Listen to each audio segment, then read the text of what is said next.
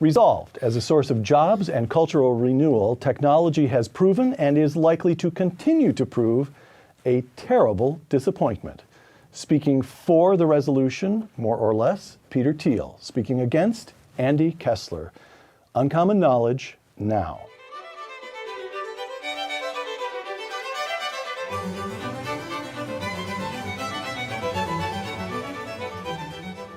Welcome to Uncommon Knowledge. I'm Peter Robinson. A graduate of Cornell University, Andy Kessler worked as an analyst in New York before moving to Northern California to found Velocity Capital Management, which during the 1990s turned investments of $100 million into more than $1 billion. Since leaving Velocity, Mr. Kessler has devoted himself to journalism. He appears often in publications such as Forbes, Wired, and the Wall Street Journal, and he is the author of more than half a dozen books, including Eat People and Other Unapologetic Rules for Game-Changing Entrepreneurs. Although the founder of the Thiel Fellowships, which each year award college students $100,000 apiece to pursue business by quitting college, Peter Thiel holds both BA and JD degrees from Stanford University. A co-founder of PayPal and Palantir, Mr. Thiel was the first outside investor in Facebook. Among his other activities, he now serves as a partner in the Founders Fund and the president of Thiel Capital. Andy Kessler, Peter Thiel, welcome. Peter Thiel, in remarks to the International Students for Liberty, I quote you, "How much technological progress is actually happening? Is it getting faster and faster or actually decelerating and in some way slowing down a great deal? The basic conclusion that I've reached is that outside a few areas, we've had very little innovation in 40 years. Peter, 40 years has taken us from the Ford Pinto to the Google driverless vehicle. Explain yourself. Well, if you look at the last 40 years, we've had tremendous progress in computers and very little progress just about everywhere else. And so, if you look at the most straightforward way to measure how fast we're moving is literally how fast are we moving. And travel speeds had gotten faster century after century, decade after decade. We had faster sailboats. In the 19th century, faster trains, then faster cars, faster airplanes. It culminated with the Concorde, was decommissioned in 2003. And today, if you include low-tech airport security systems, we're back to travel speed circa 1960. In energy, there's been a massive failure of innovation, which is reflected by the fact that oil prices and energy costs still have not recovered from the oil shocks of the 1970s. In inflation-adjusted dollars, it costs as much as it did at the end of the Carter years today. Despite fracking? Despite fracking. Despite the drop in natural gas prices without fracking, it would be even worse. But despite fracking, we're basically in a Carter age energy crisis. You look at biotechnology, we probably have about a third as many drugs being approved by the FDA per year as were being approved 20 years ago. And so you can go through sector after sector and say that technology has not lived up to its hopes. We certainly can hope that it's going to start to accelerate and that we're on the cusp of a new golden age, which is what we're constantly being promised. But Andy Kessler's about to make that promise, I think. But I think that after 40 years of hype and failed expectations, the burden of proof has shifted very much towards those who claim that we're about to see a lot more happen. And I think this slowdown is, of course, reflected in the economic data. We've had generally stagnant wages since 1973. Mm-hmm. Mean wages have been stagnant. Median wages have been stagnant. Mean wages are up maybe 22%. And so it is reflected in the sense that things are not getting better for a lot of people. 80% of the people in the United States think this country's on the wrong track and the next generation will be less well off than the current generation, which is radically at odds with this sort of cornucopian technology future that we're constantly being promised. All right. Before I want to get to the piece you wrote in the Wall Street Journal this past summer, in which you mentioned specific segments of the economy that you think technology is about to reinvigorate. But first, a kind of opening statement from Andy Kessler, quote, "History shows," this is you in the Wall Street Journal as well, "history shows that better high-paying jobs are always created by technology. History shows that." You just heard what Mr. Thiel here has to say. Has he shaken you? Just slightly. You know, I think Peter is onto something in the physical world, in the outside world, in that, you know, technology, both digital technology and in the physical world technology, goes through these massive long-run cycles. So 1859, oil was first discovered in Titusville, Pennsylvania. Right. In 1870, Rockefeller started drilling oil. And it took till 1973 when the OPEC oil shock sort of spiked prices that we've never really recovered from. And so all of the physical world wants in terms of faster cars and planes and trains and the like are sort of stuck in this high energy world. And it's sort of very difficult to break that barrier. Go 100 years after 1859, 1959, Richard Feynman at, down in Southern California, famous physicist, says there's plenty of room at the bottom. Meaning, you know, go smaller and smaller and find your innovation, which remember, the integrated circuit was invented in 1958, the year before. And so that and Moore's law sort of previewed. Moore's law is?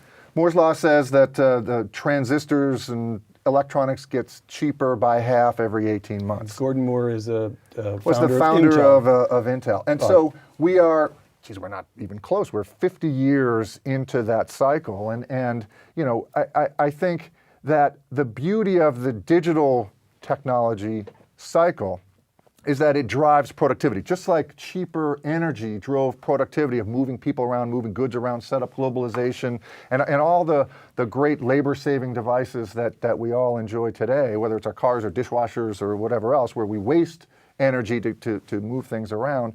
You know, we waste technology, we waste transistors, we waste bandwidth to get all the productivity out of our computer systems, out of our iPhones and the like, and therefore spit out free capital to go and invest in whatever that next wave of technology may be. Let's get to a few of the specific segments of the economy you mentioned in your piece in the Wall Street Journal, Andy. Three-dimensional printing. First of all, what is 3D printing?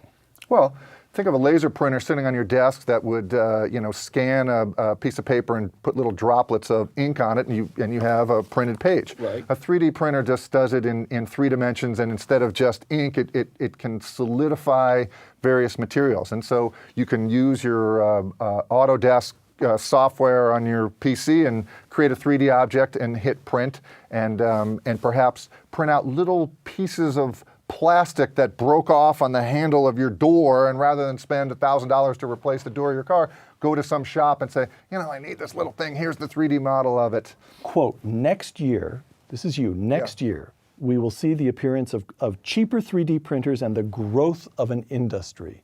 Why is it that imminent There's all a of a sudden? patent on one form of 3D printing, I forget the name of it, laser sintering, something along those, I forget the name of it, that once that patent is up, then you're going to see 20 entrants who use this much cheaper form of 3D printing. And so, by the way, 3D printing, just like laser printer, the first one was $17,000, and now they're $200 or they give them away. It's going to take a number of years for 3D printers to get cheaper. But like laser printers, ushered in the era of anyone could be a publisher. Anyone could start a magazine. Anyone can publish a book, more or less. I think 3D printers will drive increased jobs by small shops. You know, every little town will have these 3D printing. Right, like an auto shop, there'll be a 3D printing shop. Hey, I need this. This broke off of my vacuum cleaner. This broke off of, let alone people who are creating new objects that can't even think of today. It's things that can do new things. Are you feeling more cheerful? Well, I think, look, the claim is not that there's no innovation happening, right, or that innovation is altogether dead. It's just that it's been slowed down. And so I think the thing that's very tricky with all of these innovations that are happening or that may be just around the corner is to have a handle on how big they are really. So how many jobs will it create? How much will it add to the GDP? And the amazing thing about Moore's law, which has been a phenomenal driver of the computer revolution for 40 years, is that it has barely moved the dial in terms of median or mean incomes. And so there is this, so it's significant from a perspective of computer science. There's been enormous progress, and it has certainly transformed certain industries, and it's transformed the culture in some ways. But But it you has don't not actually. suppose- It's not shown up in the economic numbers. And what I would submit to you is that when we think of a world of stuff and a world of bits, atoms and bits, that atoms are somehow more important. Now, I've been involved in the computer industry, the finance industry. For 40 years, we've had a lot of innovation in computers and finance. We're probably going to have less in finance, by the way, since that's getting outlawed right now. Yes. But in the world of stuff, that has been outlawed by government regulation systematically for the last 40 years. It's been environmental rules, and so going into science or technology was generally a very bad idea for the last 40 years. If you went to nuclear engineering, that was a bad idea. Aeroastroengineering, bad idea. Because there were no jobs. Jobs disappeared. They disappeared. So let's pursue this point about regulation, though. I've got a quotation from, again, this is you, Peter, speaking last year. We've had incredible progress in areas where there was no regulation and extremely limited progress where there was regulation. It's not that we've run out of ideas. It really is a story of two different economies. That's a slightly different argument from the argument I understood you to be making, maybe a failure of my understanding, at the beginning of the conversation. That is to say, technology isn't failing us. The government is getting in the way. Well, I don't think the claim is just we're having less technological progress. The question why that's happening could be because we've run out of ideas. It could be because the government's outlawing it. I tend to think a lot of it has to do with government regulation, but the fact remains that we have less technological progress. We have no energy innovation. You can't travel faster. Things like that because these things have been outlawed. Let me give you gene therapy. You're right. The era of gene therapy is upon us. That's well, big. Let's go back right? to what Peter said ahead. before. That energy, which is a highly regulated industry, and biotech. There have been very few drugs that have been approved, which I agree. $1.3 billion for the FDA. per drug. $1.3 billion to get through the FDA process. But the problem, I agree, are both they're two overregulated industries. But the problem specifically in the pharmaceutical and biotech business is that drugs that get developed tend to be one fits all. And there may be a disease that there's only 100,000 people have, but there's a drug that comes out and it has to have both safety and then efficacy, and very few things do. The beauty of it's not so new, but it seems like the time has now come for something called gene therapy, which you basically hack a gene and you take in effect a virus injected with the correct DNA that you can then inject back into a human, and then that DNA will do the repair on a disease. So it's early. In dogs, for example, they've eliminated type 1 diabetes. Let's hope that can be used in humans as well. But instead of a mass market like statins for heart disease, which I think is a lot of baloney. I don't think statins, which is a $10 billion plus business, does a heck of a lot of good. However, with gene therapy, it's instead of it's mass customization. Is you have the tools, like 3D printers are tools for molding plastic. You have tools in every hospital in the United States, around the world, and when someone comes in for a disease, they go, here's your specific disease. Now disease. That now patient, we can hack. as an individual, gets treated. And with a specific gene therapy rather than here's Herceptin or here's a statin or here's an aspirin, which is just as good as most other things. And so I think that's going to change. It's early. But the piece that I wrote about job creation, I think 3D printing is sooner, is over the next 10 years. I think gene therapy will become reality within the next decade, and I think will literally change how disease gets treated. The jobs that created of it will begin towards the end of those 10 years, but I think it can be explosive. Peter? Well, it's as a venture capitalist, I would say one of the enormous challenges is that there are almost nobody left investing in biotech companies. Right. And if you look at the life science funds, even in gene therapy, well, it's generally life science funds, biotech funds right. have all gone out of business because they've made no money for the last 15 years. And so I do think you have this complicated combination of scientific progress, which may be there, but a regulatory context, which is really quite deadly.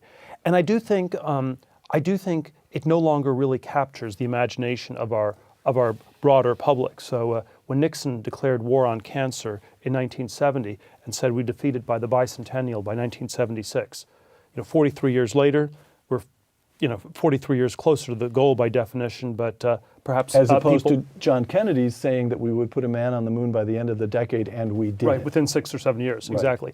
But you could not imagine Obama, for example, today declaring war on Alzheimer's, even though 1/3 Nobody of would the take it people at age seriously. 85 are suffering from incipient dementia. And so I think we are living in a world in which people's expectations for science and technology have been dramatically reduced. And you can just contrast the way we think about Alzheimer's today versus the way Nixon could talk about cancer in 1970. Except for one thing, which is, I want to go back to something you said before, that technology hasn't really affected the general population, whether it be household incomes have been stagnant and the like. I think technology, increasingly behind the scenes, we sort of take it for granted, has increased living standards, even in the physical world. You take an automobile and compare a 2014 shiny new Camaro and compare it with a 1969 RS SS Camaro, I love them both, is rip it out and there are 100 different microprocessors in the 2014 version. It's safer, it gets better fuel economy, it's more comfortable. The music is better.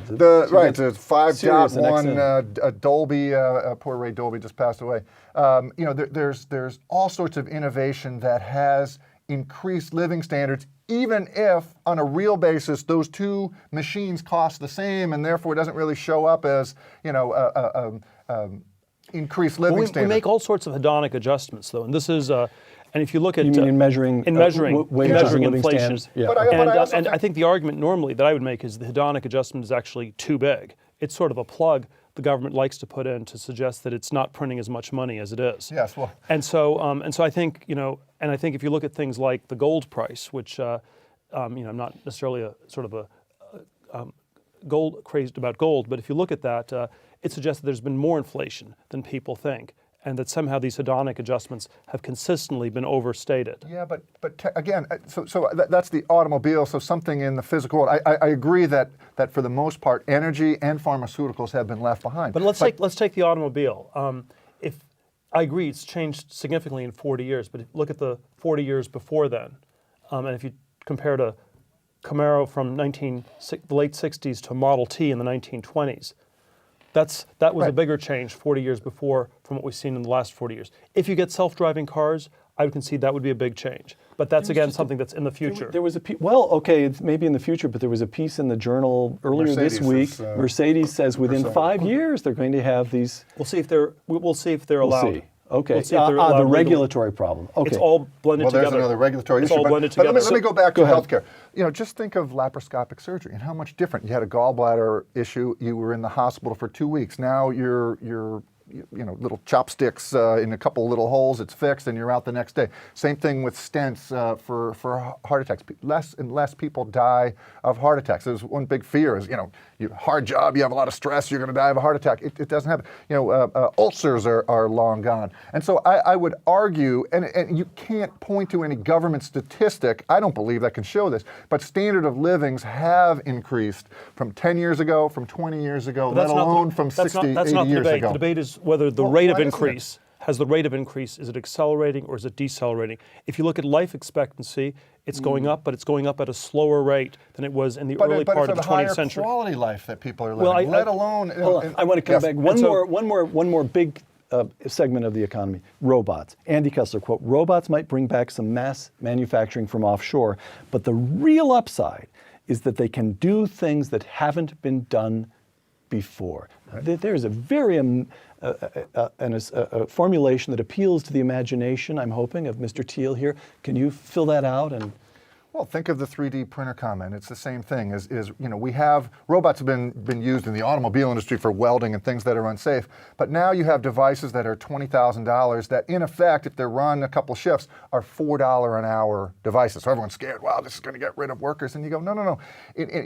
Everyone thinks of robots as the mass market, pick and place and move, as opposed to something that's programmable. And so instead of mass market, I think the world is moving towards mass customizations. We have the tools so that we can create products and services that are customized for individuals. And robots, not in China and not in Japan and not in Korea, but sitting in our own country, that can be programmed to come up with devices and potentially services for people, I think is a huge change and will lower the cost of these customizable devices. A huge change. It's certainly been overpromised for a long time. So the history of robotics, we had the Jetsons, we had Rosie the robot and the Jetsons. It's still, I think, we're still probably. I was talking to people at the Columbia Robotics Lab a few years ago. When did they expect robots to be able to fold people's laundry? And not in our lifetimes. Now, it's possible they're too pessimistic, but certainly after 40 years of overhyped predictions, one has reasons to be skeptical. I'll give one example. I have teenage children who have that problem as well. Not in their lifetimes will they ever fold their laundry. But go ahead, one example. Well, one does think of Japan as a country that's very advanced in robotics. Right. And the Fukushima nuclear disaster, this would have been something where having a robot go into the nuclear plant and fix it would have seemed like the most straightforward application of robotic technology. Nothing like that exists. We have this fantasy, this sort of technology exists, and it's just not there yet. Our wars are fought with robots now, right? I mean, there are flying robots and there are crawling robots, and which changes the lives of soldiers, et cetera. Let's shift to one industry with which you are both dissatisfied: higher education. The Thiel Fellowships. Not only are you a Stanford BA and a Stanford Law School graduate, you teach at Stanford. And yet the Thiel Fellowships take kids and give them money to get out of college. How come? Well, I think, first off, my claim has never been that nobody should go to college. The claim is that we need to thoroughly rethink education. And it has changed quite a bit in recent decades, where when Peter, you or I went to college, it already cost a lot. The costs have escalated dramatically in the last 20 years. And so the question of what the cost benefit is quite different when kids are ending up with $100,000, $200,000 in student debt, and it sort of attracts them into sort of careers that are perhaps they can't take much risk in their jobs or anything like that because they have to just basically pay off these debts. And we're turning the next generation into a class of indentured servants who are basically going to be paying off these college loans. But the point of the Thiel Fellowship, surely you believe more than you're trying to set an example. So I think people need to rethink what they're doing very hard. So there are cases where it's worth going to college. If you're getting an engineering major, if you're studying some of these areas where there actually are applications for it, it's perhaps still worth it. In most other areas, it needs to be rethought very, very hard. And one of the symptoms of the education bubble that we have is that we assume it's an absolute good. You don't need to worry about the specifics. It doesn't matter whether you're studying computer science or underwater basket weaving. They're all the same because they all lead to a diploma, a college degree, and that's the ticket to a better life. And I think when these bubbles unwind, you cut away at the abstractions and you start focusing on what's actually going on. And when we are going to focus on what's going on in the years ahead, I think we will find that most of it has not delivered the goods it promised. Andy Kessler in the Weekly Standard, quote, over half of college graduates with bachelor degrees who are the age of 25 or under don't have jobs or are unemployed. What's the problem? You continue, the huge disconnect between what colleges are turning out and what employees want in new hires. We have over 4,500 colleges and universities in this country. How did an entire sector of the economy get so, why haven't there been adjustment? What's going on? Why is this so out of whack with economic usefulness? Why isn't the market working? It's part of Peter's disconnect, which is, we're stuck in an age-old education system where a degree is a degree when you graduate. And the problem is there's still a lot of art majors and even math majors. You come out with a math major, there's not a math job. Now, maybe that applies to some engineering skill or programming skill, well, fine. But there's a big debate whether liberal liberal arts should stay liberal arts, or whether something like engineering is considered vocational. Every time I say, we should have more specific job training, career training in schools, I say, oh, you're talking about vocational schools, like engineering's a vocational school. I go, well, when you're paying $250,000 over 4 years for school, and it's now more than that, you better come out with something that at least launches you towards some sort of career. So I think that's one big problem with education. The other one is that, technology always is about taking the best of breed. If you buy Oracle software, you get the best of breed of the service, and then it's multiplied. Everyone gets the same, best of breed software. Where in education, it's the most unproductive business. Every college has a history professor and an economics professor. Some are good, some are bad. And so I'm a big fan of online education where you really can take the best of breed and digitally deliver it to students, and I think have almost a better learning experience. Yes, there's small group discussions and things that need to be replicated, which how universities take place, but so much of universities are big lecture halls where people, fall asleep in the back, at least I did, and take notes, or one guy takes notes and everyone else copies. I think that can be eaten into with online education. Now, you love Stanford. I happen to know that. You love Cornell. You have a boy there now? Yeah. All right. 2 kids there? No, one kid at Cornell. What should Stanford do? Well, Stanford is positioned reasonably well because it has a heavy engineering focus. It's sort of well plugged into the new economy in Silicon Valley. And so they're probably under less pressure than any other university in the United States. The top universities function in many ways as a sort of tournament credential. And it's unclear Explain how much. Term. So if you went to a place like Stanford or Harvard, a question would be, how well would you do if you were smart enough to go there but didn't go? And you actually would still do pretty well. And then if you go there and people know you went there, you do really well. And then if you separate out how much people learn, the learning's maybe 10%. So if you're a high school graduate, let's say you make $40,000 a year as a high school graduate, $80,000 a year as a Stanford graduate. If you got into Stanford, you'd make $60,000. If you got the Stanford degree, you'd get $76,000. And if you the learning's only $4,000. So I agree that it's a big sorting mechanism. So I agree that the online curriculum is an interesting part, but it's only the $4,000. It's only 10%. Most of it's not about learning. Most of it's about a zero-sum tournament.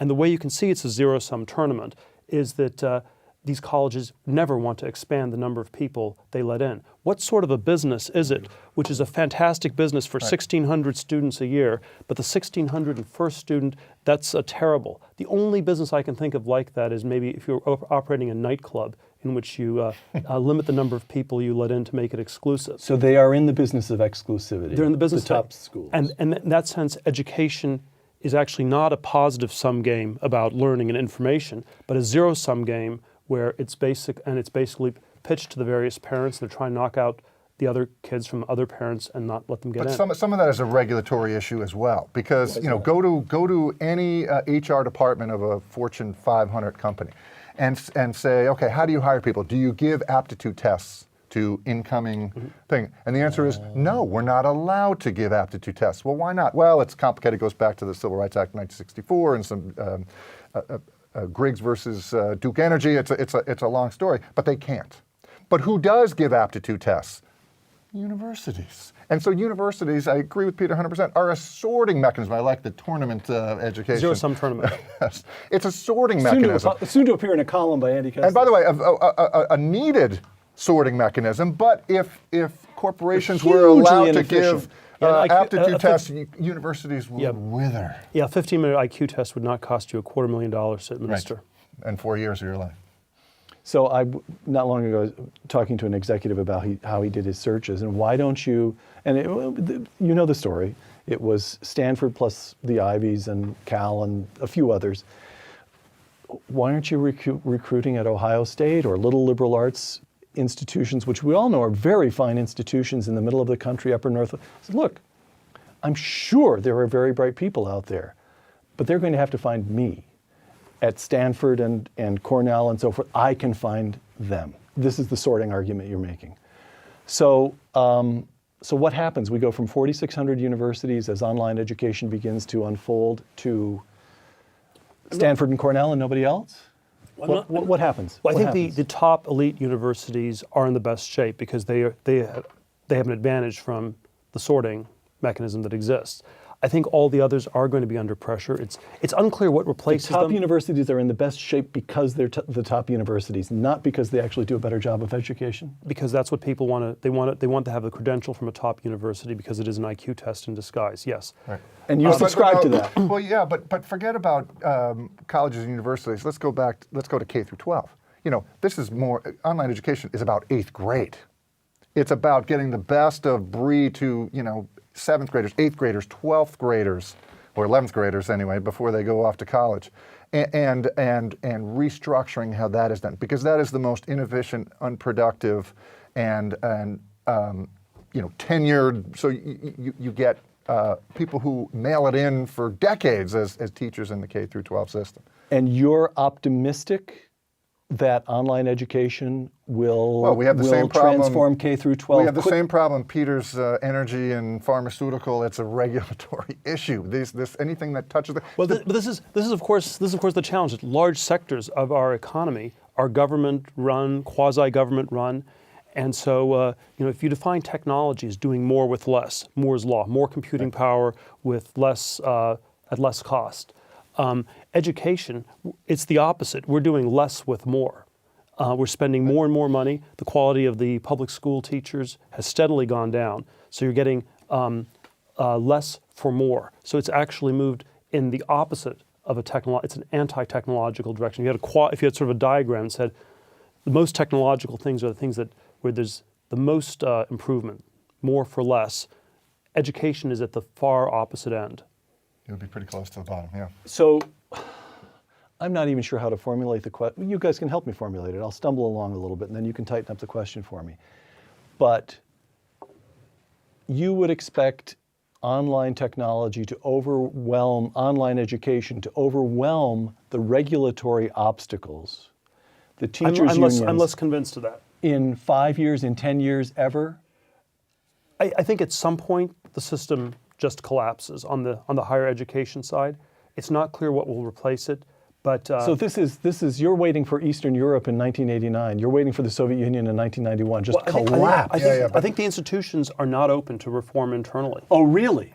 Okay, and so it is like, were the music companies open to working with Napster in 99, 2000? Was the New York Times interested in really going on the internet in 2002, or were they just breathing a big sigh of relief that the 90s were over and the internet was fake and nothing was going to happen? I think the universities, as well as the public junior high schools are going to basically keep it going as long as they can. But we need a crisis. So a year ago right now, the Chicago public school teachers went on strike. Right. And Rahm Emanuel, the mayor of Former Chicago, chief of staff to Barack Obama, rather new mayor of Chicago. Right. I formulated something that I then published later saying, God, this is great. What he should do is pull a Ronald Reagan and fire all of the Chicago public school teachers and issue every child a iPad and with the software on it, with all the curriculum that they need, and have them come to school and work on it. And education would cost a fifth of what it was to pay for the teachers. You look at the salaries of the Chicago public school teachers, and they are enormous, right. $80,000, $90,000, let alone the pension costs. Of course, it didn't happen. But we're going to need something along those lines where there's a trigger to say, you know what, here's a group that did use online education, and actually their outcomes are better than those in the public school system. Maybe it will happen in inner cities where education is so bad and iPads and whatever else get so cheap that is how education is done. I think it's going to happen outside the U.S. and be successful, and then come and invade the U.S. Are we in an internationally nation-to-nation competitive environment? That is to say, what happens in, who knows about China, but let's say Singapore, which has a squared away tax base and low taxes and good education system. Does this at some point, what is the possibly what's the mechanism here? Although do you believe we have to have some sort of terrible collapse? I don't know. It's possible that global competition will push the U.S. to become less sclerotic. But if you sort of divide the world in in sort of developing and developed nations, the developing nations are still really far behind the U.S. And so for a country like China or Vietnam, you basically just have to copy stuff in the U.S. There's so much low-hanging fruit. And And then in the developed world, you have sclerosis in most other countries too. So it's a problem in Western Europe, it's a problem in Japan. Maybe Israel's a little different, maybe Singapore is a little bit different. But the US is, after all, the place where people normally did new things. This is the business model of this country. Is the United States is the country where people do new things. So people in Italy do fashion. People in France become good chefs. The U.S. is the country where people try to do new things. If we stuck with just making cars and TVs, we'd be Japan right now. But instead, you have venture capitalists like Peter Thiel and entrepreneurs that flock here from around the world to implement their ideas. Everyone has ideas. Oh, we want to do this, we want to do that. They come here. And the reason they come here is there's property rights, the markets are freer, there's access to capital, and also there's an experience base within 10 miles in every direction of the room we're sitting in, that you can have a higher probability that your idea is going to come to fruition. So for that reason, it's really critical for us to get rid of the regulatory roadblocks in the United States, because if we don't fix them here, the rest of the world is still pretty far behind, and they won't get fixed elsewhere. Couple of closing questions then. The politics, I sense, I'm actually the wrong generation because but I sense among the young, say, the people you're funding, let's say, the Thiel fellows, the kids in their 20s, you're dealing with these people, that the interest in politics is close to zero. The system is what it is. It doesn't work very well. There are large sectors, just as the two of you have described, such as education, which are essentially hopeless. I am just going to look for openings and drive myself into it, and politics, that is to say commercial openings, technological openings, I'll go where there's a profit to be made, which tends to mean some unregulated industry, and politics, just be damned. Do you sense that as well? On a bigger picture, politics, yes. I think there's an interest, but I think this generation has been brainwashed and just thinks life is what it is, and we should all recycle 3 times a day and move on. But what the best entrepreneurs do is they find something that annoys them. And maybe it's the banking system, and which is highly regulated, and they go, we're going to take that down. Maybe it was the phone companies, like the guys at Skype. Of course, it was in Estonia, but there's plenty of things that happen in this country going, it's way too expensive to call from Eastern Europe to the United States. Let's take that sucker down.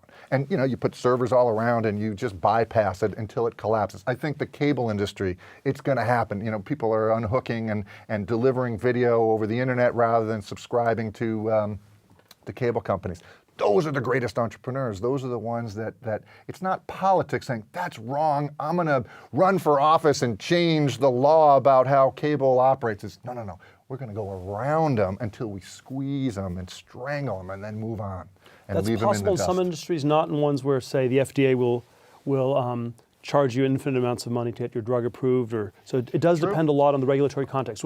What I would say is I don't think it's the job of an entrepreneur to try to change our entire political legal system. That's like an impossibly high burden.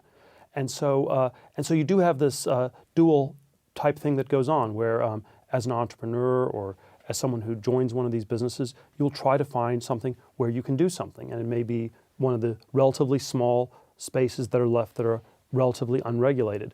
But it is up to the rest of us, up to our entire society, to really try to fix this background regulatory context that's become, I think, so toxic. And we underestimate how expensive it is because, even though Andy's done a very good job painting a bright future of 3D printing and next generation genomics, most people cannot fully visualize that. And so they don't think, okay, it's really important for us to get rid of all the roadblocks that are in the way. Right. And so this great potential future never is quite strong enough to overcome all the inertia in our system, or mostly it's not quite strong enough. Last question for the two of you. I sometimes have the feeling that the young entrepreneurs around here, to the extent, I say around here, I'm talking about Northern California, but of course, much of the same you'd encounter in Silicon Alley in New York and Route 128 around Boston and so forth. I sometimes have the feeling that to the extent that they think political thoughts, they come to the conclusions that both of you have articulated today, but they have the feeling that it's something new. And so look at this clip, and then I'll ask a question. I'd just like both of you to respond to this. if we look to the answer as to why for so many years we achieved so much, prospered as no other people on earth, it was because here in this land we unleashed the energy and individual genius of man to a greater extent than has ever been done before. Freedom and the dignity of the individual have been more available and assured here than in any other place on earth. So the question is that's Ronald Reagan's first inaugural address. Is that somehow so old-fashioned and uncool that it's not accessible in some way, culturally accessible to young entrepreneurs, or do they feel at ease with the history of the country? Do they recognize that the notion of taking that sucker down goes all the way back to Sam Adams and the original Tea Party?